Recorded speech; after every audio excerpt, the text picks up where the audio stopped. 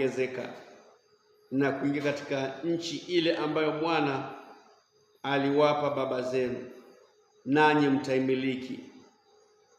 Nawe utaikumbuka njia ile yote Bwana Mungu wako aliyokuongoza miaka hii 40 katika jangwa, ili akutweze kukujaribu kuyajua yaliyo moyoni mwako, kwamba utashika amri zake au sivyo.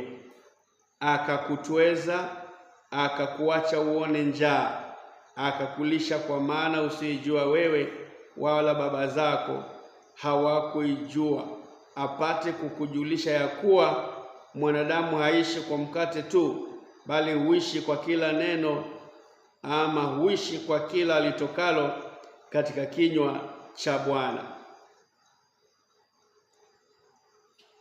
Mavazi yako hayakuchakaa wala mguu wako haukuvimba miaka hiyo 40. Sasa maandiko yanazungumza hapa kuhusu safari ambayo wana wa Israeli walikuwa nayo. Mungu anazungumza nao deliberately, kwa makusudi kabisa.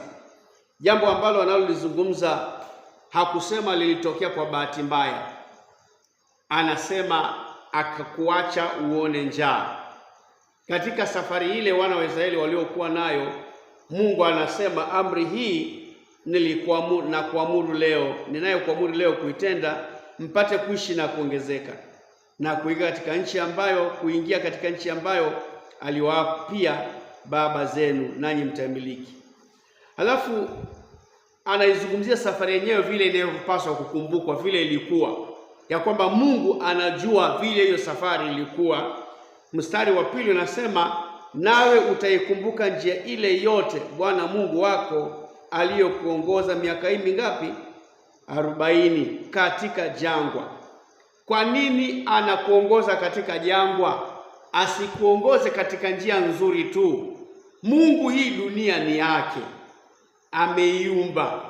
Akitaka bahari anayo, akitaka kwenye rotuba anayo, akitaka kwenye huko green anaweza. Na hili taifa lake takatifu, mbona akachagua kuliongoza katika jangwa?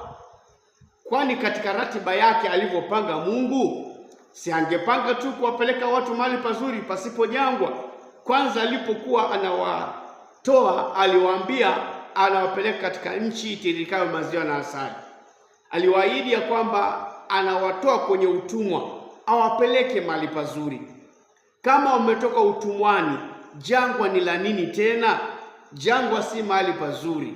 Lakini Mungu mwenyewe anasema safari yenu ikawa hivyo. Uikumbuke jinsi ilivyokuwa hiyo safari, nawe utaikumbuka njia ile yote Bwana aliyokuongoza miaka 40. Alikuongoza vile ili akutweze kukujaribu kuyajua yaliyo moyoni mwako, kwamba utashika amri zake au sivyo. Unaweza kumjua mtu kama anakupenda wakati ambapo kuna shida fulani, unaweza kumjua vizuri.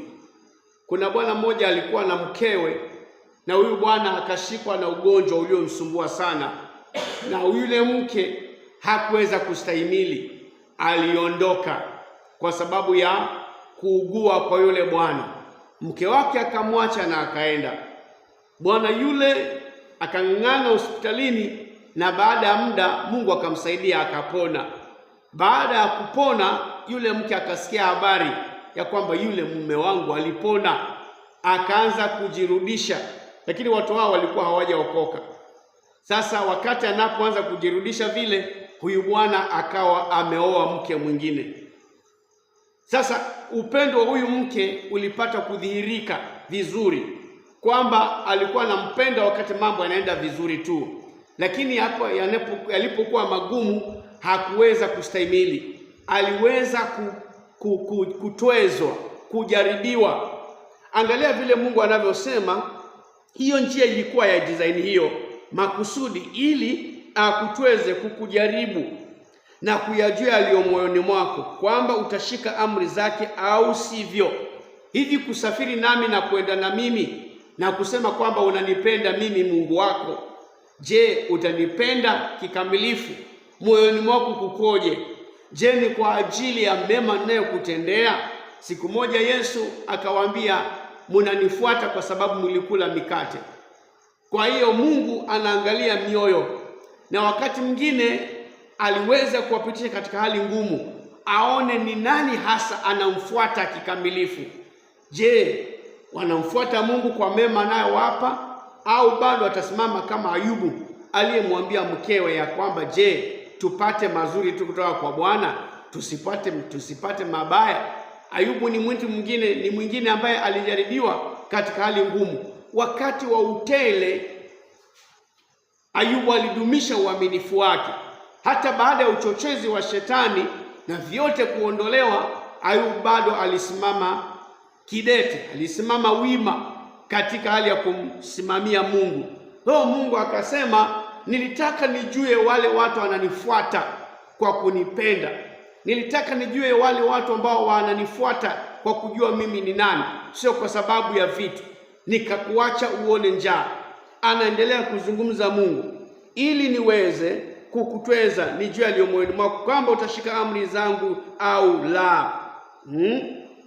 Mstari wa 3 inasema, akakutweza, akakuacha uone njaa, akakulisha kwa maana usiyojua wewe wala baba zako hawakujua, apate kukujulisha ya kuwa mwanadamu haishi kwa mkate tu, bali huishi kwa kila litokalo katika kinywa cha Bwana.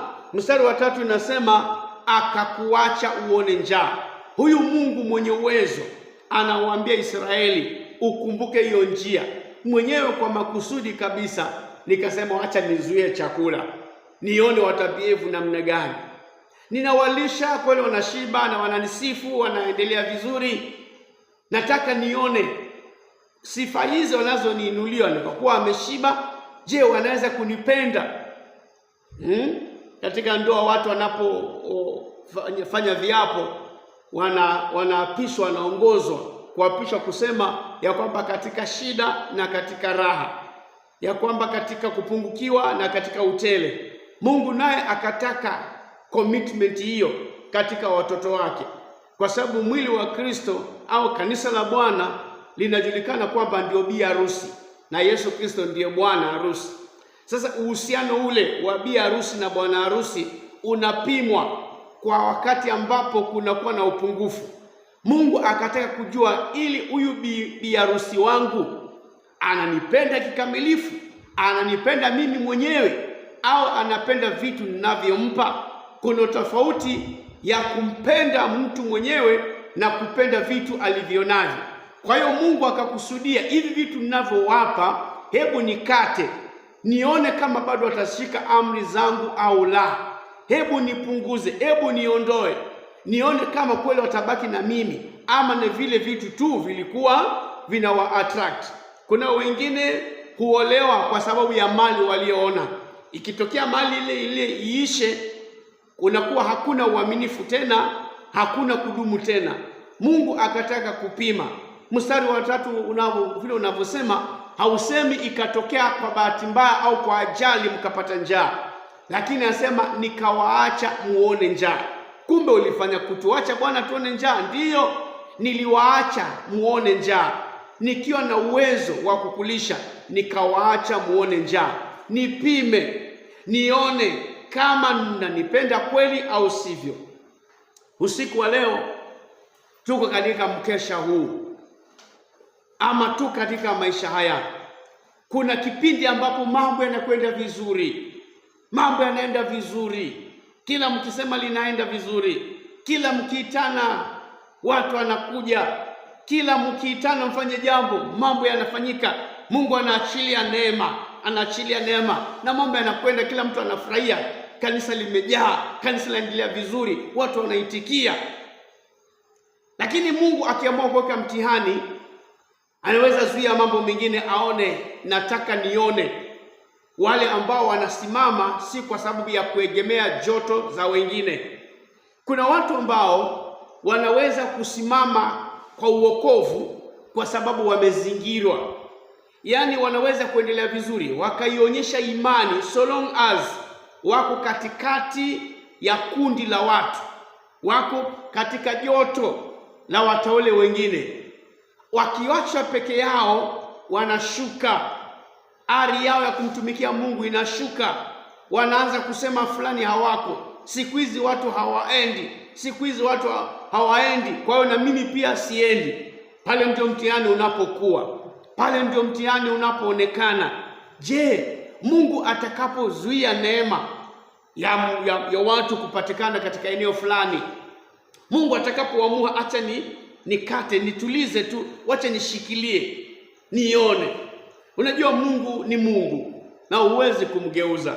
Kumbuka wanafunzi kina Petro wale walipokuwa wanavua samaki, kila wakati wanaenda baharini. Of course samaki ni za Mungu, bahari ni ya Mungu, na Mungu anayepeana riziki anawaruhusu wanavua samaki. Bwana Yesu asifiwe. Anawaruhusu wanavua samaki, wanaenda nyumbani na samaki. Kesho wanaenda tena, wanashusha nyavu, wanashika samaki. Walio macho, Bwana asifiwe. Wanashusha nyavu, wanakamata, wanaenda na ushindi nyumbani. Kuendelea na wakajisifia umahiri wa uvuvi, wakajulikana ya kwamba wao ni wavuvi wa samaki wazuri. Kwa hiyo ikajulikana kina Petro na ndugu zake wale walikuwa ni wavuvi wa samaki, Andrea na wengineo, na mwana wa Zebedi. Kwa hiyo wakajulikana ni kazi yao, na Mungu akawapa neema hiyo ya kuvuna na kuendelea vizuri. Lakini usiku mmoja Mungu akaamua, nazuia samaki wasishike. Kwa hiyo Mungu anaweza kuzuia kwa makusudi yake. Hapa tumeona akasema, nikawaacha muone njaa. Haikuwa ajali siku ile mkaona njaa, haikuwa nimelala siku ile mkaona njaa. Nilijua, ila nilizuia nione. Bwana Yesu akafanya nini? Akazuia samaki usiku mmoja. Petro na wenzake wakajitahidi, hamna kitu. Wakajitahidi washuhuda, leo kunani? Leo kunani leo? Lakini mwenye samaki amezuia, ameamua kwa makusudi yake ili kufundisha somo fulani. Mpaka kukapambazuka, samaki hakuna. Wamechoka, wanaanza kuosha nyavu zao. Waliona ni kana kwamba ni kitu cha kawaida. Hapana, Yesu alizuia samaki wake tu, anataka kuona hao watu wameshukulia hili jambo kawaida. Do they take this fishing for granted? Hii success wanayokuwa nayo, nataka nijaribu kuzuia nione kama watanitusi ama vipi. Kama vile mke wa Ayubu sio mke wa Ayubu, bali shetani alivyomwambia Mungu, muondolee vile umemzingira Ayubu, kama hata kutukana mbele ya uso wako. Kwa hiyo Yesu akazuia samaki. Kesho yake wakati wanavyozivua nyavu zao wanataka kuondoka, Yesu akamwambia, tweka mpaka vilindini, shusheni nyavu pale. Najaribu kusema kwamba tumekesha usiku wote tusishike kitu, lakini kwa neno lako tutashusha nyavu. Wakashusha, wakazipata samaki wengi. Mungu mwenyewe anaamua mambo yake, na hapa akaamua kuwaweka na njaa makusudi. Anataka kuona ni wangapi bado atanipenda hata saa ile hawajashiba. Ni wangapi watanipenda hata saa ile sijanyesha mana kutoka mbinguni. Ni wangapi watanipenda hata saa ile ndugu zao hawajakuja. Ni wangapi watanipenda hata saa ile mchungaji hayuko. Maana nasikia kuna makanisa mengine kwamba katika ibada siku ya Jumapili wakijua mchungaji hata kuwepo na wao pia hawaji. Mungu anaangalia, watanipenda? Je, wanamfuata mchungaji? Je, watanipenda hata pasta kiwa hayuko? Je, kuna watu watakuja kwa ibada kwa sababu ya kumpenda Mungu, au wanakuja kwa ajili ya kwaya? Watu ambao kuna kwaya kanisani, wakisikia hii kwaya ilisafiri haiko, hawaji. Anasema kwaya walisafiri, hiyo ibada itabo, tunaenda kufanya nini? Yaani sasa hiyo itakuwa inabo sana. Kwaya hakuna, ilisafiri mpaka warudi. Huyo mtu hampendi Mungu, anafuata vitamtamu vinavyopatikana pale, anafuata mazingira. Twampenda Mungu au tunapenda mazingira?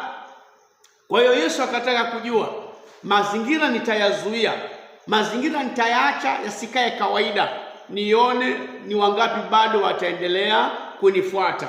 Kwa hiyo Mungu akasema nikawaacha muone njaa, nilioacha mimi nipate kukujaribu, nione kama bado utanitii au la. Katika kipindi kama hiki, walio macho Bwana asifiwe, walio macho Bwana asifiwe. Katika kipindi kama hiki ambapo ulitarajia fulani watakuwepo, ambapo ulitarajia umati utakuwepo, ambapo ulitarajia kutakuwa na muziki mkubwa, ambapo ulitarajia neema imwagike ishuke, inafikia wakati mwingine kunakaa kama ukimya, nikana kwamba Mungu hajali tena, nikana kwamba Mungu hajibu tena, nikana kwamba Mungu hayupo tena. Lakini nasema kuna wakati napima tu nione, hebu acha tu niwache kuwapamba, nione ni nani atakuja hata kama sijampamba, nione ni nani atanipenda hata wakati hajarembeshwa, ni nani ataniabudu hata akiwa amenyoa nywele.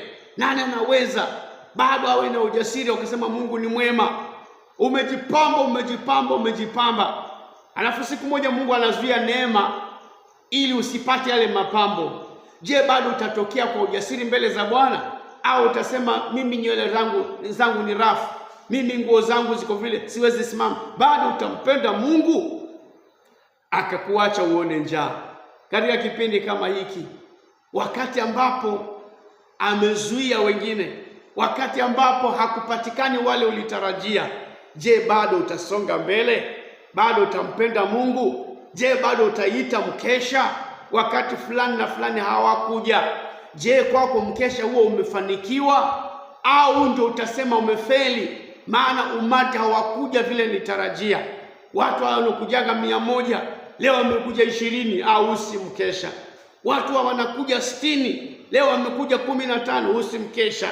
Mungu anataka kujua, je, unatembea na joto la wengine, au hata wengine wajapokosa wewe bado utaendelea kudumu? Paulo akasema, na jinsi ambavyo mmekuwa waaminifu nikiwepo, sasa hata zaidi sana wakati sipo, utimizeni wokovu wenu wenyewe kwa kuugua ama kwa kuogopa na kutetemeka. Paulo akalifundisha hilo. Je, mtajivunia, mtajisikia raha wakati nipo pamoja nanyi? Kuna watu ambao wanatembea na wingu la mchungaji wao. Our pastor is very powerful. Tukiwa na yeye tuko sawa, tunaenda wakati pastor atakuwa hayuko present, will you still show the kind of love that you've been proclaiming all through? Bado will you continue showing the kind of zeal that you've continued manifesting around your pastor, around the servant of God? Ama wakati hayuko na wewe unafifia? Kuna mambo Mungu anapima, anaangalia ni wangapi wameamua safari, ni wangapi wameamua safari. Kuna wengine huwa hawajaamua safari, mchungaji akipewa transfer na wao wameachana hilo kanisa. Kama pastor fulani aliondoka, basi pale hakuna kitu. Mimi nilikuwa naenda tu kwa sababu kulikuwa na mchungaji mzuri, lakini alipoondoka ile mimi nilisikia hata huyo mtu hajaamua safari. Huyo mtu alikuwa hafuati Mungu, alikuwa anafuata mchungaji yule, alikuwa anafuata kwaya, alikuwa anafuata dance, alikuwa anafuata ile dance ya vijana, alikuwa anafuata performance. Je, hivi vyote vikikatika bado utaendelea kudumu? Je, huyu mumeo atakapokuwa amepungukiwa, je, utaendelea kumwonyesha upendo? Je, huyu bwana harusi wakati mwingine ameamua kuzuia samaki zake usishike, na usiku huo ukakesha kafanya kazi ya kuchosha mpaka asubuhi hujashika chochote, je, bado utamwabudu kama Bwana, ama utamtusi useme Bwana gani aliyeniacha usiku kucha sijashika chochote? Kuna wakati Mungu anazuia samaki zake ili aone asubuhi kukipambazuka utaongea maneno gani kuhusu huyu Bwana. Je, utaabudu Bwana wakati amekuacha uone njaa? Wakati mwingine Yesu alikuwa ndani ya chombo kile, wanafunzi walikuwa wanasafiria, mawimbi yakaja na Yesu alikuwa amelala ndani. Hebu tuulizane, Yesu akiwa Mungu, na Biblia inasema kwamba Mungu wetu hasinzii, halali wala hasinzii. Yesu akiwa Mungu ndani ya ile boti, wewe unadhani alikuwa amelala vile inavyosemekana? Ilikuwa tu ni hali ya kupima, aone hawa watu, wacha ni wajaribu. Kwa mujibu wa Yesu kuwa Mungu, hakuwa amelala, kwa sababu yeye halali wala hasinzii, ila alijiweka hivyo, alilala machoni pa wanafunzi aweze kupima, aone watabievu namna gani.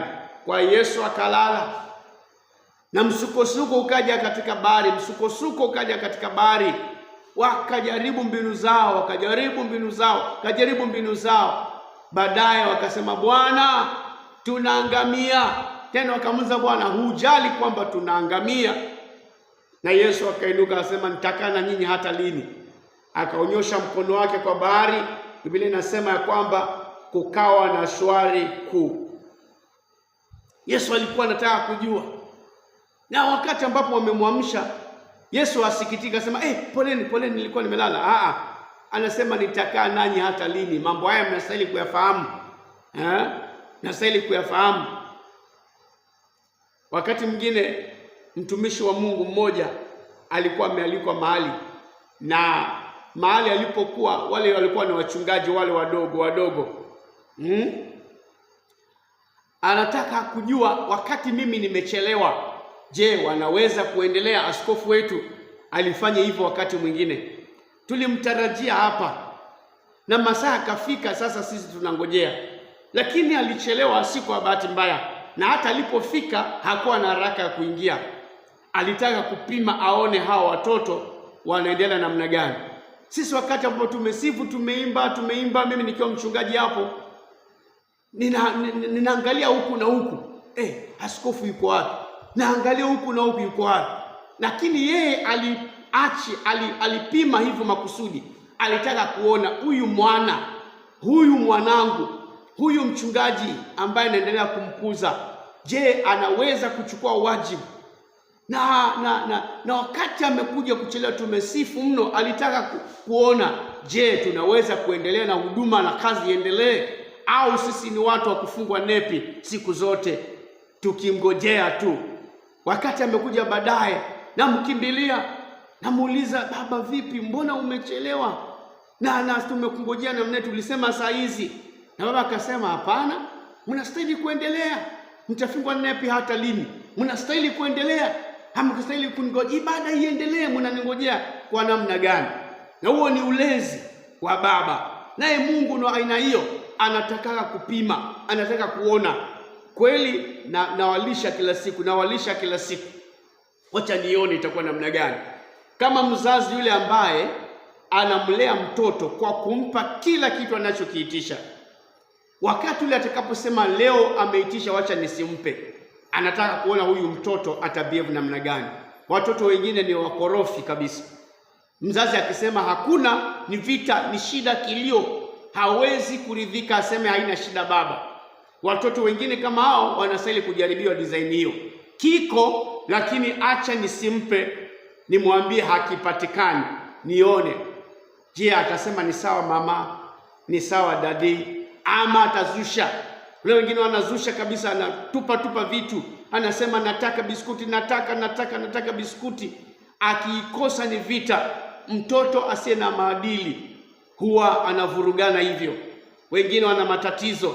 Wengine nasikia kwamba kile kikombe alichozoea kupewa nayo chai, kuna mwingine inasemekana wageni walikuja na kile kikombe kikawa kimewekewa mgeni, mtoto akazusha, leta shida, anakimbilia anakishika kile kikombe mgeni alicho nacho, kwa sababu ni chake. Ni mtoto ambaye ana malezi ya ajabu, ambaye akiambiwa kitu fulani hakitaenda kama vile umezoea, inakuwa ni shida. Je, Mungu atakapoacha mambo yasiende kama vile umezoea, je, bado utampenda?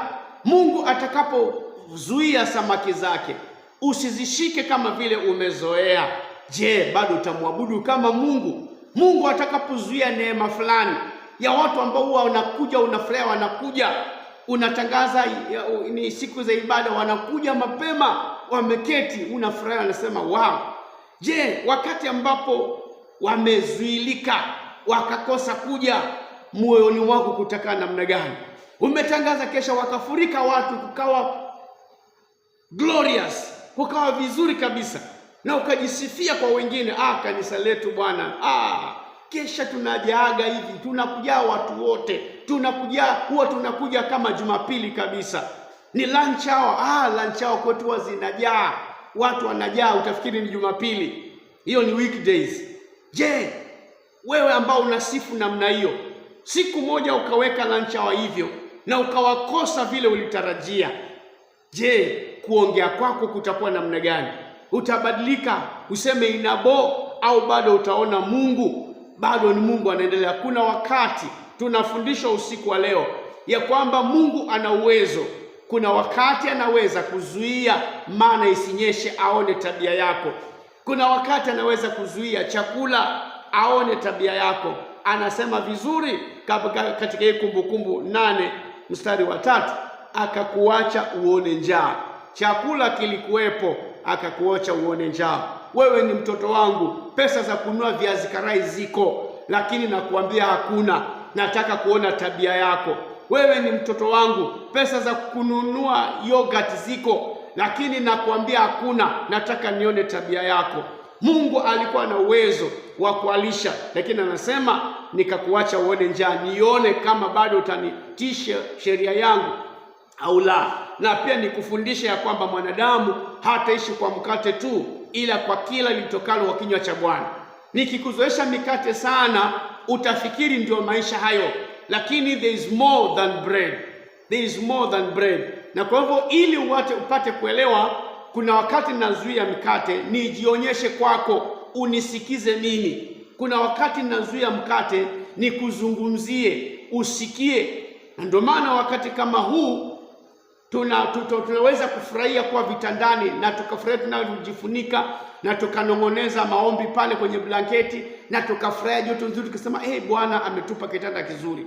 Kuna wakati ambapo unakikataa makusudi, uje ukeshe kama hivi, umwambie Mungu, nimeacha nyumba nzuri na kitanda kizuri, nije nikuambie Bwana nakupenda, hata kama sitalala leo, Bwana nakupenda. Katika kipindi ambacho umefunga na kuomba kama hivi, nafunga na kuomba na unaunganisha na mkesha kiko, lakini nasema Baba, nimekuja hapa unizungumzie, Mungu akazuia chakula, akawacha waone njaa, ili awafundishe mwanadamu haishi kwa mkate tu, ila kwa kila litokalo kwa kinywa changu. Kuna wakati nazuia mkate ili uwe na muda na mimi. Kuna wakati ni uzuie mkate ili uwe na muda, na ndio maana kufunga kupo, ili kwamba concentration ikae kwa Bwana. Mikate iko na kuku na vitu vingi, lakini kuna tunaviweka chini kwa makusudi ili tule vya rohoni. Nikawaacha njaa ili niwafundishe ya kwamba mwanadamu haishi kwa mkate tu. Kuna wakati ambapo sio mkate, kuna wakati hakuna mkate, nisikizeni. Kuna wakati hakuna samaki, nisikizeni. Kuna wakati ambapo Mungu anazuia ili munisikize. Anasema hebu katisha hiyo, nisikizeni. Acha muziki, sikiza. Acha network, sikiza. Ule uzuri ambao unasikia unakubeba, ukatike. Kuna wakati mwingine tunahubiri na Roho Mtakatifu anatuongoza kwamba sasa hebu muziki unyamaze, na sote tukimbe mbele za Bwana. Ile utamu ule wa worship song ya keyboard nini, watu tunyamaze. We want to listen to God. Na Mungu naye ni wa aina hiyo. Kuna wakati anataka watu ambao wameamua, hawaji kwa sababu wanabebwa. Kuna makanisa mengine yameendelea vizuri, washirika huwa wanaendewa na basi, na ni vizuri sana. Basi inazunguka huko vitongojini, inawakusanya ikiwaleta kanisani. Swali ni, watakapoamka asubuhi moja na lile basi haliji, je, wataenda ibada? Nilizuia basi hiyo kuja ili mjue ya kwamba imewapasa kuniabudu, sio kwa sababu mmechukuliwa, bali kwa sababu mmeamua. Watu wale ambao wanakuja kwa ibada kwa gharama zao, ndio wanaoonyesha upendo kwa Mungu halisi. Maana mtu mwingine amezungukiwa na mchungaji hapo au na dereva hapo, ni kwa kuwa gari imekuja ndio maana anaingia. Na watu aina hiyo wanakuwa na kiburi, wanakuwa na roho mbaya, wanakuwa ovyo. Isipokuja wanaongea vibaya. Mbona hukuja ndugu? Basi haikuja. Vani haikuja kutuchukua. So you go kwa sababu umekujiwa. Hauna Mungu ndani yako. Ikikosa kuja haikuumi ukafanya bidii uende. Hapana, ni kwa sababu umekujiwa. Kwa hiyo kanisa lile kama lina gari, mzigo wote unaituka kanisa. Kama wakitaka niende kule walete gari, wakitaka kule walete gari, ndio tutaenda. Hamjampenda Mungu bado. Mkiwa design hiyo ya kwamba mnaenda kwa sababu kuna mazuri, kuna free transport, ndio maana wanaipenda ile kanisa, haujapenda kanisa hilo kwa misingi mizuri. Unastahili hiyo gari ikatwe, iache kuja, ili ujulikane kama bado utapenda Mungu au la.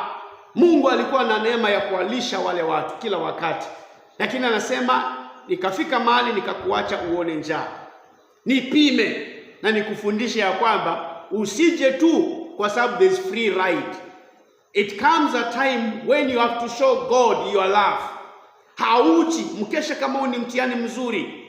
Hauji kwa sababu watu wote wamekuja wakaletwa. Hapana. Hauji kwa sababu ni siku ya ibada. Si siku ya ibada, watu wote wamelala, lakini umeamua kuja.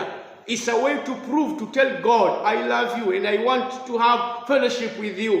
Deliberately I've left my bed. Deliberately I did not eat today so that I can be before you. I need you, oh God. Whether I eat or not, I need to listen to you. I need to listen from you. I need to eat from you. I need to hear what you have to say. Kwa hiyo nikaacha mambo ya kukulisha ili unisikize. Kama Mungu anasema nikakuacha uone njaa hivi, anasema nikakuacha uone njaa na kukulisha kwa maana usiyojua wewe na baba zako, apate kukujulisha kwa mwanadamu haishi kwa mkate tu. Akukujulishe, makusudi ni kukujulisha. Usiku wa leo Mungu amekusudia kukupa ushirika wa karibu. Anataka kujua. Dada yetu Zainabu, Mungu akubariki sana, kwa sababu ulikuwa na moyo wa kuja kwa mkesha. Ulikuwa na moyo wa kuja kwa mkesha.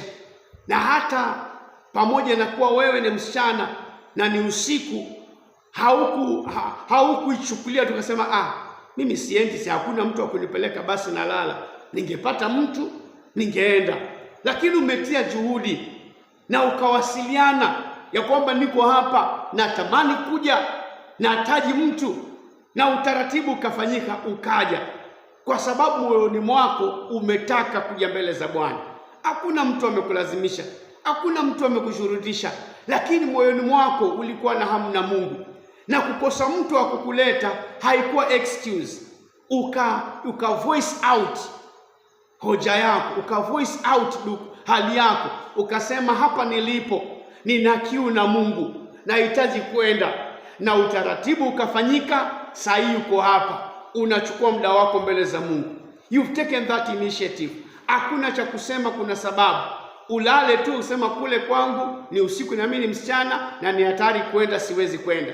Ukahakisha umeongea ili uje. Mungu anapenda hivyo, ya kwamba wakati ambapo umebaki peke yako, wakati ambapo una namna, ya kwamba wale watu wa unakujaga nao hawajapatikana, je, bado utaonyesha kwamba unapenda kwenda hiyo mkesha? Unaonyesha bado unapenda, ama unaenda kwa sababu umepitiwa? Huo ninasema kwamba desturi ya kupitiana kwenda kanisani si desturi ya kiungu, kwa sababu siku zote kumcha Mungu ni jambo la kibinafsi. Pitianeni mkienda vyama, pitianeni mkienda vitu vingine, lakini kwa ibada hakuna kupitiana. Maana kupitiana huko ndio mtu mwingine hana mzigo, anachelewa, na wewe ambaye una mzigo na Mungu, unampenda Mungu, ulijitayarisha mapema, utachelewesha na yule, na ndio mnarudishana nyuma hivyo. Wewe ambaye hupendi kuchelewa, umejiandaa kwa ajili ya Mungu, lakini umeunganishana na marafiki wawili watatu, ya kwamba ngojeni nikupitie, ninawasubiri mnipitie. utaungana na mtu ambaye hajaamua kucultivate his or her salvation with fear and trembling. Kwa hiyo wewe ambao ulikuwa umekusudia, utaungana na wengine wa kujikokota. Umejitayarisha na mapema, unasema acha nipitie fulani. Umefanya timing yako. Ukienda kwake unamkuta hata ndio kuoga bado. Maana yeye muda ule haimuumi. Ngoje nawe naenda kuoga mara moja. Na dakika zimebaki chache. Wewe ulioga kitambo, kama ni chai, kama ni umefanya kila kitu, umetoka. Unampitia kwake ndio anaenda kuoga. Ukimsikiza unachelewa. Hali ya kibinafsi. Safari ya Mungu ni ya kibinafsi. Je, wakati marafiki wako watakaposema hatuko tayari, utasonga mbele au utasema basi na ngoja? Wakati marafiki zako watakapozembea, wale ambao huwa mnaenda pamoja nao, utawaacha usonge mbele au utawabaki nyuma nao urudi nyuma? Waliponywa watu 10. Waliponywa watu 10 na Bwana Yesu walipokuja pale wenye ukoma. Akawazungumzia waondoke waende wakajionyeshe kwa makuhani, and on their way they got healed. Wakiwa 10 hivyo, mmoja akaamua hapana, wala hakuulizana na wenzake, jamani tumepona vipi, tunaenda hivyo, jamani tunaenda hivi, si twende tushukuru? Hatuambii aliulizana maswali kama hayo. Aliwaza ndani ya moyo wake, jamani, ukoma huu umenitatiza siku nyingi, na umeondoka tu kama just like a twinkle of an eye, kama umeme vile umetoka hivi. Huyu aliyenitendea hivi, kama wengine wanaenda, mimi ninarudi, niende nikamshukuru. Je, wenzako wote walioponywa watakapoamua wao wanaenda bila shukurani, wewe utarudi au utajiunga na wao? Wakati wale uliotarajia marafiki zako watarudi nyuma, utasonga mbele.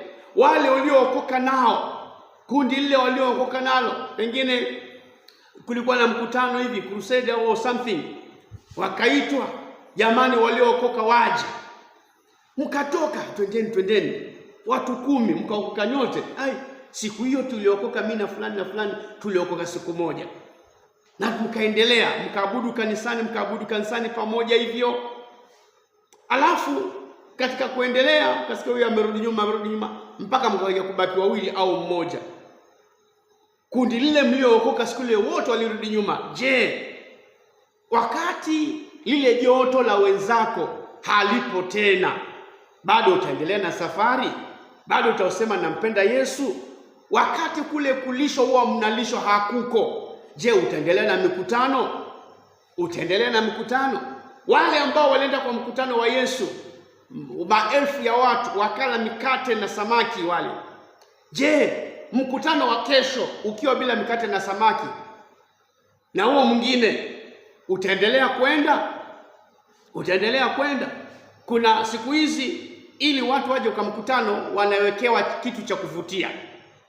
Wanaitiwa mhubiri, mwimbaji fulani mashuhuri mwenye nyimbo zake tamu, ili kuwatega wapate kuja kwa mkutano. Kwa hiyo kunawekwa bango pale, inatangazwa na mwimbaji fulani mashuhuri atakuwepo, ili kutega watu waje kwa mkutano. Na inatokea kwamba siku ya kwanza yule mwimbaji hajafika, watu wanaulizana, yule mwimbaji amefika? Bado. Basi wanakaa, mimi nitakuja wakati yule mwimbaji atakuwa amekuja. Sasa hiyo si safari. Je, wakati yule mwimbaji mashuhuri aliyetangazwa akikosa kuja, bado utaendelea na kwenda hiyo mikutano? Wakati mwingine hata hapa kanisani tunaweza kuwa tumetangaza mkutano na tukasema mgeni atakuja kuhubiri. Watu wasema kama yule mzungu anakuja, basi nitafurika kwenye hiyo open ama kwenye hiyo seminar. Na wakati mwingine inatokea unaenda siku ya kwanza, unapiga macho, yule mgeni hayuko, anayesimama ni yule mchungaji wenu. Je, bado utapik notes ama utasema mimi nimejiandaa na notebook na kalamu, mgeni anakuja kufundisha na hajakuja, ni mchungaji wetu tu. Kesho leo unaenda nyumbani, Unakuja kesho, ukifika tena unapiga macho, huoni gari la kigeni limepaki hapo nje, hamnani. Ukiingia ndani bado ni mchungaji wenu anasimama. Alitangaza semina ya siku 4. Mhubiri anakuja kutoka Nigeria, mhubiri anakuja kutoka USA, mhubiri anakuja kutoka Nairobi. Je, utakapofika yale matarajio ya kumwona mtu fulani, mtu huyo hayuko, je, utaendelea kuwa mwaminifu kwa hiyo semina mpaka iishe? Kuna wengine hawaji. Ilitangazwa siku 4. Siku ya kwanza wakaona ni mchungaji wao tu, siku ya pili na mchungaji wao tuliambiwa ni mgeni, naonekana haji, anakosa kwenda semina mpaka siku ya 4, siku ya mpaka ya mwisho. Kuna wengine wanaamua huyu ni Mungu anatuzungumzia, mgeni aje au asije, tuko kwa mkutano wa Mungu na tunazidi kupokea neno la Mungu. Ni wangapi wakati ambapo aliyetarajiwa akikosa bado watadumisha? Ni wangapi kile chakula kilichotarajiwa kitakapokosekana bado wataendeleza ibada? Ndio Mungu anasema, nilizoea kuwalisha kila wakati, lakini kuna kipindi nimewacha muone njaa. Ya kwamba mnastahili kujifunza, mnaendelea katika safari kwa sababu ya kuwa na mimi na sio chakula tu. Usiku wa leo unaweza kuwa katika mkesha huu, kuna wale marafiki ulitarajia wapatikane, kuna ule wingi labda ulitarajia upatikane, kuna ule umati ambao umeuzoea, pengine wale marafiki hawako tena. Will you continue being faithful? Will you continue being there for God? Will you continue availing yourself before God? Ama unakuja tu kama zile shuhuda za kungojeana, nafasi ya ushuhuda inatolewa na kunakuwa na ukimya, ni kana kwamba hakuna mtu wa kushuhudia. Akisimama mmoja akishuhudia tu, wale wengine wanapata moto, akiketi wanaanza kuinuka, yaani wanangoja kufunguliwa. Je, watakapokosekana watu wa kuinuka, kwanza uone wengine, unaweza kuinuka wewe mwenyewe? Kuna watu wanangoja kuanzishiwa, kuna watu wanangoja kuanzishiwa. Ushaona kwamba umeshalika kipindi cha ushuhuda, kumekuwa na ukimya, ni kana kwamba hakuna mtu, lakini baadaye watu wanaanza kufuatana mpaka unashika, na nyinyi mlikuwa wapi? Mbona ilikuwa inakaa kana kwamba hii nafasi ina mtu? Kuna watu wa kungojeana. Ufalme wa Mungu sio wa kungojeana. Jiulize, hata wakati ambapo sione kama kuna mtu, je, bado mimi nitakuwepo? Hata wakati ninapoonekana dalili kama hakuna mtu atakuja, je, bado utadumisha hadi mwisho? Ina mtihani mkali, ina mtihani wake, lakini Mungu ameweka mitihani hiyo ili apate kuendelea vizuri na wewe. Makusudi ya kuwanyima chakula haikuwa kuwatesa, bali ilikuwa kuimarisha agano lao na yeye. Ilikuwa kuimarisha agano lao na yeye. Mtu anayekupenda hata wakati umepungukiwa ni mtu mzuri sana, kwa sababu huyo yuko na wewe hata siku ya kujazwa, mnaendelea vizuri. Unajua huyu anipenda nikiwa nazo, na nikiwa sina anaelewa, huyu ndio akuishi naye. Lakini mtu yule ambaye unaogopa, maana naishiwa ataenda huyu, nimepungukiwa ataenda huyu, huyu hajaamua safari. Kuna kipindi Mungu anaweza kushikilia mambo kwa sababu ya kukupima. Hiyo tumeiona akikiri mwenyewe katika Deuteronomy 8:3, nikakuacha uone njaa. Tukaona Yesu akizuia samaki usiku mzima, maana samaki ni za Yesu, ni za Bwana, ni za Mungu. Usiku mzima akaziachilia, mchana washiki.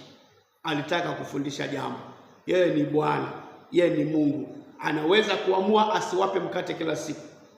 Na ndio sababu wakati mwingine tunayo burudani ya vile vitu ambavyo Mungu ametupatia, lakini wakati mwingine tunaviweka chini na tunamwambia Father, here we come. We would have slept in our beds, the beds that you've given us, but Lord, we leave the beds alone. We would have fed with good food that you've granted us, but Lord, we choose, we will not eat. We want to be before your presence. Lord, speak to us. We know we live not by bread alone, but every word that comes from your mouth. So tonight, wapendwa, be encouraged in God. Be encouraged in the Lord. Hakuna kilichoharibika. Kila kitu kiko sahihi. Manake Bwana yupo. Hakuna kitu kilichoharibika. Kila kitu kiko sahihi. Mungu yuko na wala hajaondoka. Wakati wa mana haijanyesha, Mungu hamaanishi hayupo. Anasema nilikuwepo na nikazuia chakula mwenyewe. Kwa hiyo mlikosa chakula siku kwa sababu siku I was there, nikaamua nifunge mlango nione mna tabia gani. And sometimes you ask yourself, Mungu unasema bisheni mlani mtafunguliwa. Bwana Yesu, huwezi kuweka mlango tu wazi tuje tu mpaka ufunge tufanye kubisha. Bwana unasema tafuteni mtaona. Mungu, hivi vitu umekusudia kutupatia. Siweke tu mahali ambapo tunakuja na kuchukua tu. Mpaka uweke mahali ambapo tunafanya kutafuta. Bwana, hivi vitu wewe ni vya umekusudia kutupatia. Si utupe tu bila kuomba, sema ombeni nanyi mtapewa. Anataka kuona how committed we are. Tonight tutiwe nguvu ndani ya Bwana. Siku leo tutiwe nguvu katika Bwana. Nothing has gone wrong. Everything is okay so long as God is together with us. Na zile samaki Mungu alizoshikilia ataziachilia tu. Tutaona tu wingi katika Bwana. Kipimo hiki ni kizuri. Angalia the remnants ambao bado wataliitia jina la Bwana hata wakati hali hazijaenda vile walitarajia. The remnants ambao watamsubiri Bwana. Maandiko yanaongea atakayevumilia mpaka mwisho. Hata akiona wengine wameendaenda bado yupo. Joshua na Caleb ni baadhi ya Waisraeli walitoka Misri. Hapa njiani wengine walikufa, wengine walifukiwa kwenye ardhi, wengine walikumbwa na mambo mengi. But Joshua na Caleb walidumu. Wengine walikata tamaa, lakini walingoja hadi mwisho. Walisimamia ahadi ya Bwana mpaka mwisho. Kuwe jua, kuwe mvua, walisimamia ahadi ya Bwana hadi mwisho. Wapendwa, tutiwe moyo na Bwana wa kusimamia agano la Bwana hadi mwisho. Rafiki yupo, hayupo, mimi nisimame. Rafiki aliacha njia, mimi nisimame. Rafiki aliacha wokovu, mimi nisimame. Wengine hata waliotuombea toba walirudi nyuma. Je, kwa sababu my spiritual father alirudi nyuma na mimi nirudi nyuma? Hapana. Cultivate your own salvation with fear and trembling. Kama aliniombea sala ya toba alirudi nyuma, hiyo ni ya kwake. Mimi sirudi nyuma kwa sababu simtegemei yeye. Alikuwa ni njia aliyekuonyesha. Usiku wa leo wanaweza kuwa marafiki ambao wanakujaga nayo kesha. Leo umejipata peke yako. Utavunjika moyo kesho useme siji maana wale hawaji? No, tunasonga mbele. Mungu anapima hiyo yote na anaangalia hiyo yote. Ako na baraka zako ziko pale pale. Maana iko tu atakupa, ni kuishikilia ameshikilia. Samaki ziko tu. Usimtukane kwa sababu umefanya kazi ya kuchosha usiku mzima.